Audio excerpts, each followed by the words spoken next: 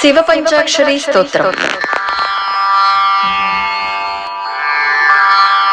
नागेन्द्रहाराय त्रिलोचनाय भस्माङ्गरागाय महेश्वराय नित्याय शुद्धाय दिगम्बराय तस्मै नकाराय नमः शिवाय मन्दाकिनी सलिलचन्दनचर्चिताय नन्दीश्वरा प्रमथनाथ महेश्वराय मन्दारमुख्य बहुपुष्पसुपूजिताय तस्मै मकाराय नमः शिवाय शिवाय गौरीवदनाब्जवृन्द सूर्याय दक्षाध्वरनासकाय श्रीनीलकण्ठाय वृषभध्वजाय तस्मै शिकाराय नमः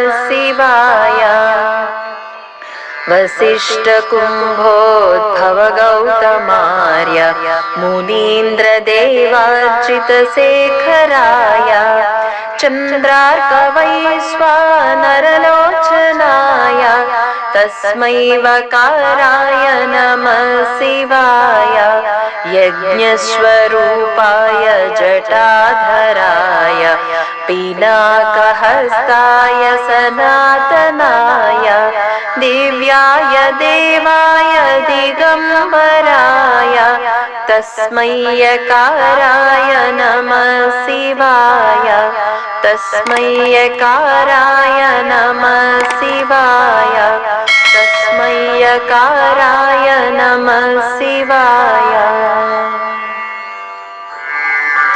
पञ्चाक्षरमिदं पुण्यं यः पठेत् शिवसन्निधौ शिवलोकमवाप्नोति शिवेन सह मोदते।